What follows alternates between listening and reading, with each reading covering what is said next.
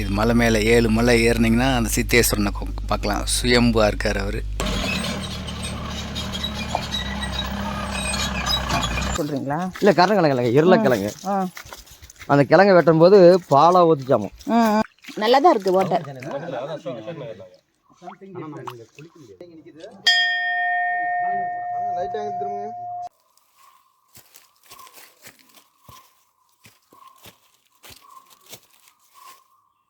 Senthil travel diary.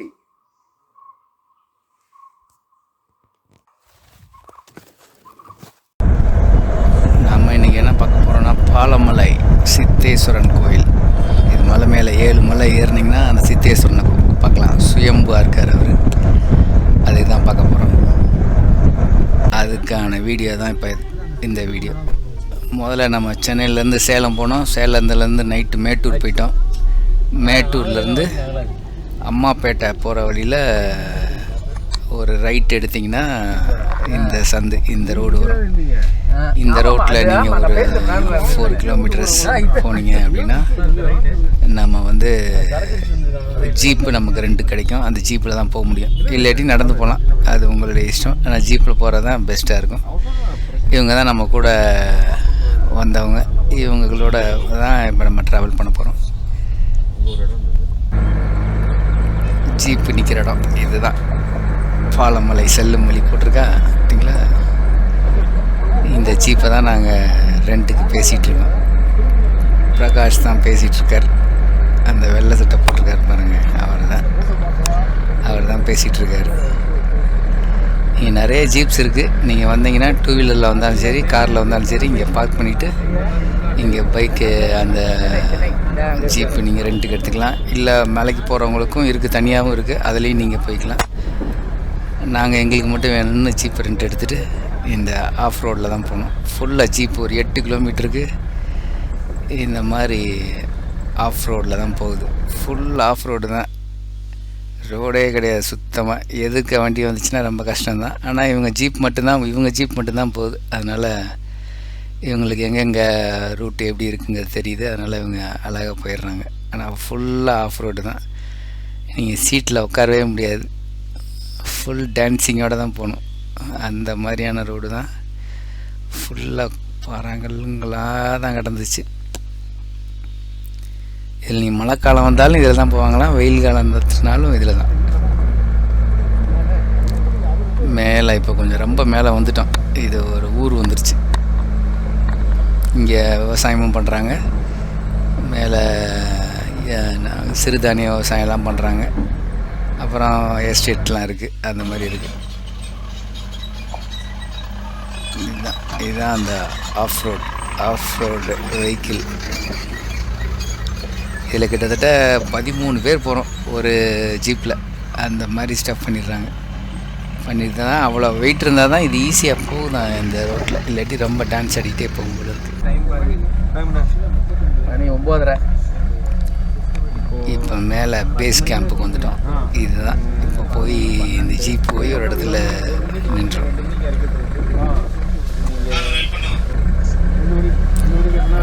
வந்துட்டோம். நம்ம இங்கே நிப்பாட்டிட்டு அந்த முன்னாடி கூரை செட்டு மாதிரி திருப்பிங்களா, அங்கே தான் சாப்பாடு கிடைக்கும். வேணால் நீங்கள் ஆர்டர் பண்ணிட்டு போனீங்கன்னா ரெடி பண்ணி கொடுப்பாங்க. களி மாதிரி ரெடி பண்ணி கொடுப்பாங்க. வயசானவங்க இருப்பாங்க, அவங்க ரெடி பண்ணி கொடுப்பாங்க. நல்லாயிருக்கும். அங்கே முடிச்சுட்டு அப்படியே ஸ்ட்ரைட்டாக போனீங்கன்னா அதுதான் ட்ரெக்கிங் ஸ்டார்ட் ரூட்டு. இங்கேருந்து ஒரு 4 to 5 கிலோமீட்டர்ஸ் நடக்கலாம். இதே மாதிரி தான் இந்த ரூட்டில் தான் நடக்கணும். நடந்தீங்கன்னா சித்தேஸ்வரனை போய் பார்க்கலாம். மேலே யார் இருக்காங்கன்னா சித்தேஸ்வரன் இருக்கார், விஷ்ணு இருக்கார், அப்புறம் மாதேஸ்வர். 3 பேரும் சுயம்புவாக ஒரே இடத்துல இருக்காங்க. இங்கே இதுக்கு ஒரு பழைய கதை ஒன்று சொல்கிறாங்க. அந்த கதையை நம்ம கிராமத்துக்காரங்களே ஒருத்தர் சொல்லுவார். நம்ம இனிமேல் கேட்கலாம். அது அவரே சொல்லியிருப்பார். அதை நம்ம அடுத்து இன்னும் கொஞ்சம் நேரத்தில் நீங்கள் அதையும் கேட்கலாம். போகிற வழியில் இந்த மாதிரி தான் இருந்தது. சூப்பராக இருந்தது. ஒரு இடத்துல சொனை வேறு இருந்தது. அங்கே போய் குளிச்சுட்டோம். நாங்கள் குளிச்சுட்டு இன்னொரு இடத்துக்கு போனோம். இன்னொரு இடத்துல தான் ஒரு சொனை சூப்பராக இருந்தது. அதை பற்றின டீட்டெயிலும் அந்த கிராமத்துக்காரரே தான் சொன்னார். ரொம்ப தண்ணி அவ்வளோ கிளியராக இல்லை, ஆனால் கையில் எடுத்தால் அவ்வளோ கிளியராக இருந்தது. சூப்பராக இருந்தது அந்த இடம். அதையும் இப்போ கொஞ்சம் நேரத்தில் நீங்கள் பார்ப்பீங்க. இப்போ ட்ரெக்கிங் ஸ்டார்ட் ஆகி போயிட்டுருக்கோம். இப்போ அந்த சுனைக்கு தான் போயிட்டுருக்கோம்.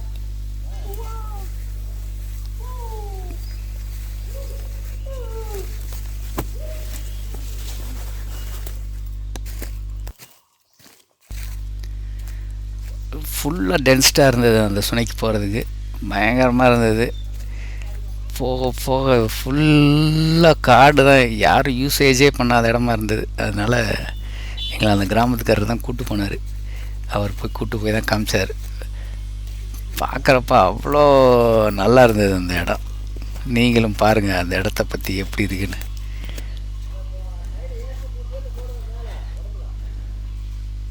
சொல்கிறது அற்புதமான தெருவில் நேரம் தோற்று போகிறங்க இருக்கு.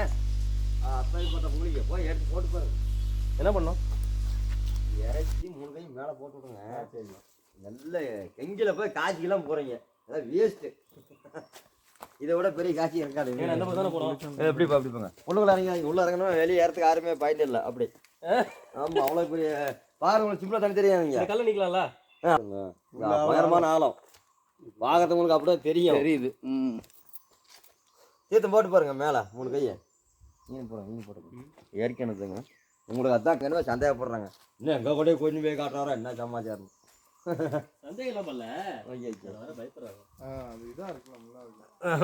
இங்கே ஒன்றும் வராதுங்க. இதெல்லாம் எதுவுமே கிடையாது. இங்கேயே குடிச்சுக்கலாமா? அங்கேயே குடிச்சிட்டு தண்ணி கலரில் தான் இருந்தது. கோயிலை பற்றி சொல்லுங்க அப்படியே.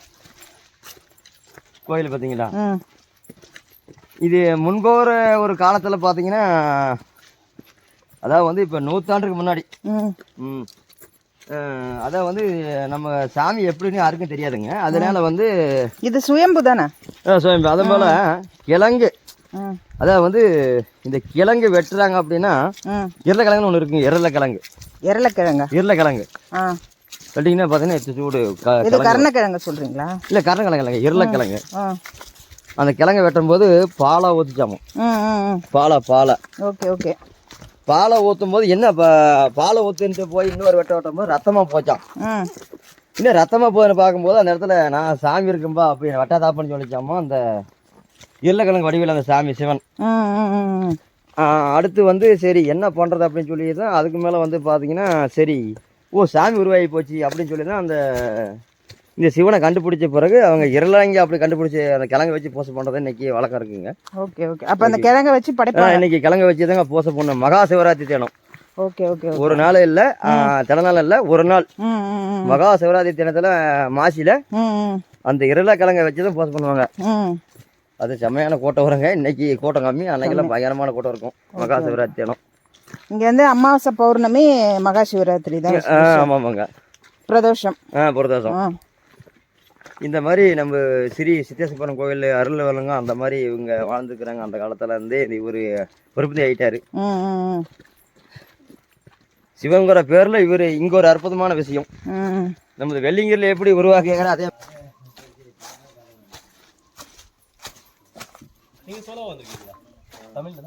இல்ல இவங்க கூட தான், அந்த குரூப் தான். என்னங்க? ஆமா ஆமா. தனியா வந்தாங்க. ஒரு வாடை தீர்த்தம் முடிச்சுங்க. கையில எடுத்து பார்த்தா கிளீனா இருந்துச்சு. ஒரு வாடை தீர்த்தம் இது காசிக்கு சமம் வச்சுக்கோங்க. காசி இதோட சமமா இருக்கும். அந்த நம்ம பேக்கில்ஸ் சாப்பிடுற இதுவா மரம் ஆரம்பிச்சாரு பாருங்க. நம்பர் சென்னை தான், தாம்பரம். நல்லா தான் இருக்கு வாட்டர்.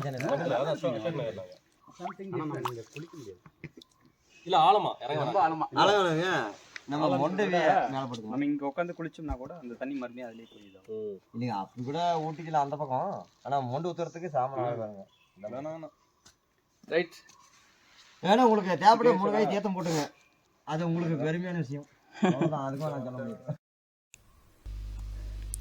நம்ம அந்த சுனையை பார்த்தோம் பார்த்தீங்களா, எப்படி இருந்தது பாருங்கள். அது வெள்ளை கலராக இருக்கும், ஆனால் தண்ணி அவ்வளோ கண்ணாடி மாதிரி சூப்பராக இருந்துச்சு. குடிச்சிட்டு கொஞ்சம் பாட்டில் எடுத்துக்கிட்டு நேராக சித்தேஸ்வரன் பார்க்கறதுக்கு மலை மேலே ஏற ஆரம்பிச்சிட்டோம். இந்த இந்த இந்த ஸ்டெப்ஸு தான். இந்த ஸ்டெப்ஸை நீங்கள் ஸ்டார்ட் பண்ணீங்க அப்படின்னா பக்கத்தில் கோயில் பக்கத்தில் இருக்கீங்கன்னு அர்த்தம். நம்ம கூட வந்தவர் இவங்க 2 பேரும். இந்த பையன்தான் இந்த கிராமத்துக்கார பையன். இவங்க அப்பா தான் நமக்கு அந்த கூட்டு போய் காமிச்சது. இவங்க ஸ்கூலில் டீச்சர்ஸாக இருக்காங்க இவங்க 2 பேரும். அப்புறம் நம்ம கூட வந்த எல்லா ஃப்ரெண்ட்ஸும் வரிசையாக வர்றாங்க எல்லாரும்.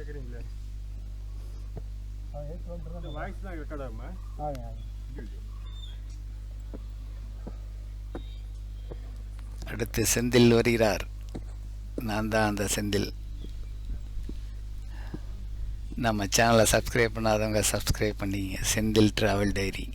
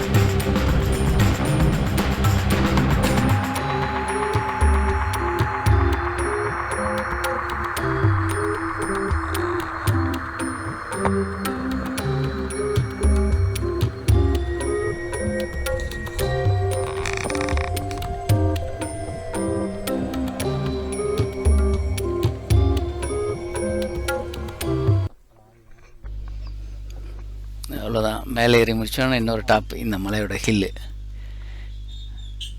இந்த இதிலோட டாப்பில் மலையோட விளிம்பில் தான் போவோம். அந்த மாதிரி மேலே போனீங்கன்னா கோயில் தெரியும். லாஸ்ட்டில் தெரியுது பாருங்கள், அந்த கோயில் தான் சித்தேஸ்வரன் கோயில். சின்னதாக தான் இருக்குது, ஆனால் உள்ள சுயம்புவாக நல்லா இருக்குது. அப்படியே மலையை சுற்றி ஒரு செல்ஃபியை போட்டோம். இதுக்கு கீழே தான் காவேரி ஓடிட்டுருக்கு. மேட்டூர் டேம் இது பக்கத்தில் தான் இருக்குது. மலையோட ஒரு பக்கத்தில் நீங்கள் காவேரி ஓடுறத பார்க்கலாம். ஒரு பக்கத்தில் இந்த மாதிரி ஃபுல் டென்ஸ்டாக தான் இருக்கும்.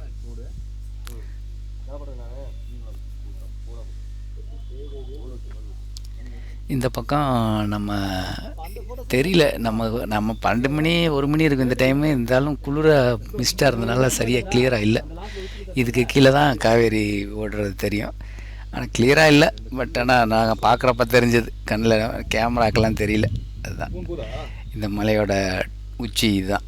இது கிட்டத்தட்ட ஒரு 350-3500 அடி உயரத்தில் இருக்கும். இப்போ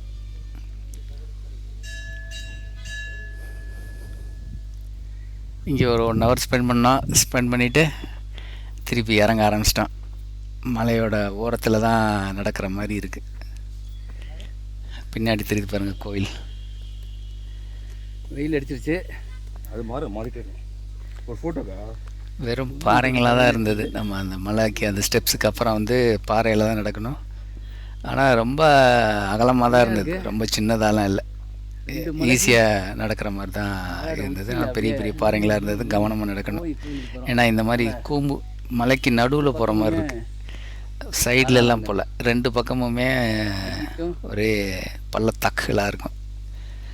அதனால் கவனமாக நடக்கணும். பார்த்தீங்களா, தெரியுது பாருங்க.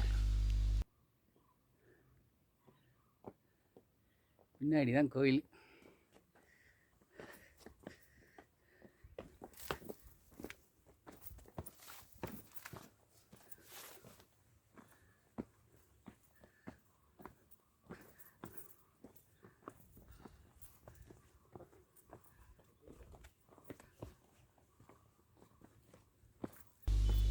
இந்த கோயிலுக்கு வந்து எப்போ வருவாங்களாம், சித்திரை புரட்டாசி அந்த கிழமைகளில் வந்து கூட்டம் அதிகமாக இருக்குமா, பயங்கர கூட்டமாக இருக்கும் போல இருக்குது.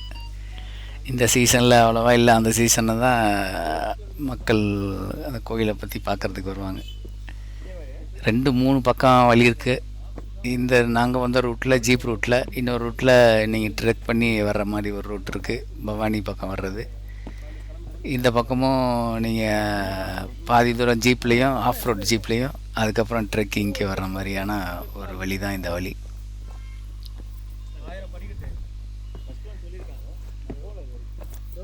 தண்ணிக்கெல்லாம் அங்கங்கே சுனை இருக்குது, அதனால் அதுக்கு ஒன்றும் பிரச்சனை இருக்காது. பக்கத்தில் இல்லை, 1 டைம் 2 டைம் இருக்குது. ஸோ அதை எடுத்துட்டிங்கன்னா நீங்கள் அப்படியே ஈஸியாக மலை ஏறி வந்துடலாம். காலையில் வந்தீங்கன்னா நம்ம ஈவினிங்காக இறங்கிடலாம், அந்தளவுக்கு தான் இருக்குது. எப்படியும் காலையில் ஒரு 9 மணிக்கு ஏற ஆரம்பித்தா கூட நீங்கள் ஒரு 12 மணிக்கு கோயிலுக்கு வந்துடலாம். அங்கே டைம் ஸ்பெண்ட் பண்ணிவிட்டு திருப்பி இறங்க ஆரம்பிச்சிங்கன்னா ஒரு 4-5 மணிக்கு கீழே இறங்கிடலாம் நீங்கள்.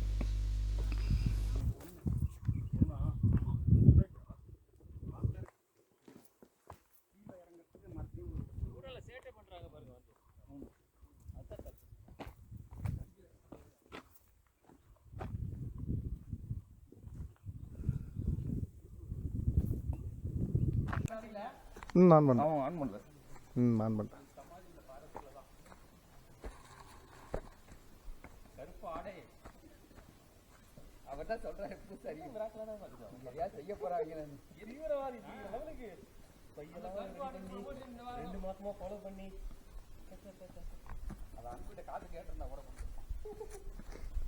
டிராவல் டைரி அப்படி இருந்தீங்க நேரம்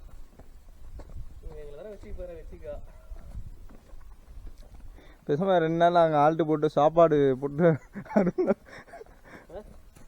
அவனுக்கு ஈவினிங்கே நம்மளை தாங்க முடியாது. அவனுக்கு ஒரு வேளை சோறு ரெடி பண்ணுறதே முடியாது. 60 பேர் செத்தா. அதுக்கு இன்னொரு ட்ரிப்பை பிடிக்கணும், அது சேர்த்து காசு இன்னொரு குரூப்பை பிடிச்சி அவங்களுக்கு ஃபைன் போட்டு. நம்ம கொடுக்குற ஐடியா இல்லைல்ல ஜி, கொடுக்கு வாங்கி தான் பாரு.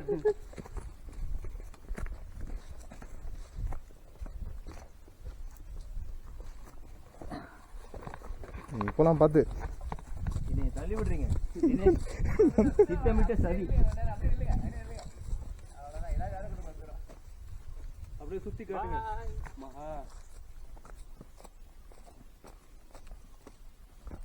இல்லைங்க பாருங்க என்ன ஃபாஸ்டா போயிடுது.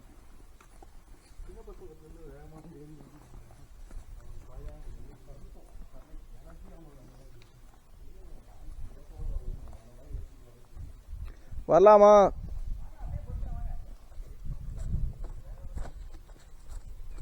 கரெக்டே வந்துட போகுது.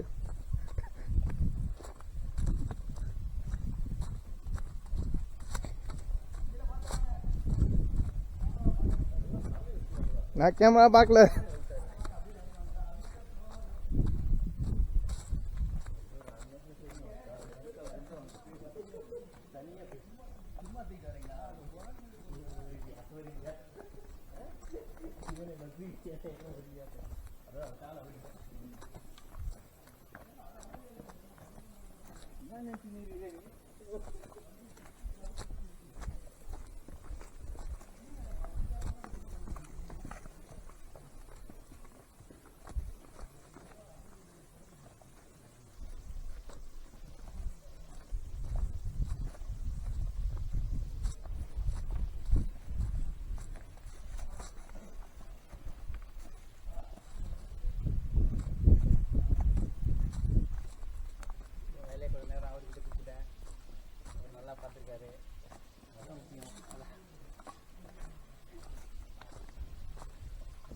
Okay thank you.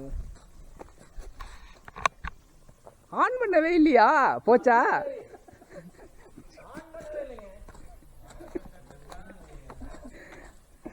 வலிக்குது.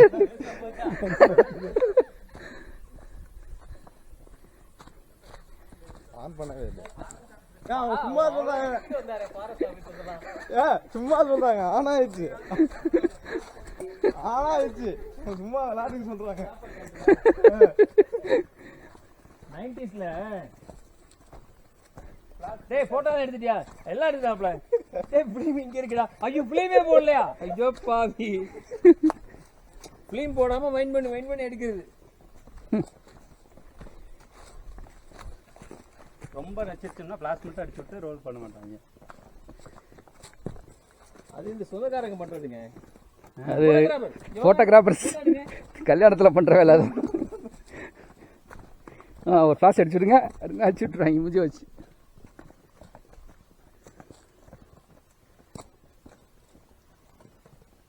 அங்க ஒருத்தர் உட்காந்துருக்காரு. அவர் யாரு லெஃப்ட்ல? ஐயோ யாரோ உட்காந்துருக்காங்க. புலிக்குட்டி மாதிரி இல்லை?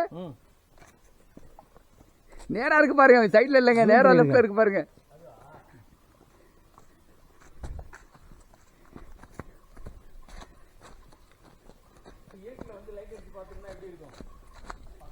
அது பாருங்க, ஒரு மூக்கு நீட்ட மாதிரி ஒரு இடம் இருக்கு பாருங்க.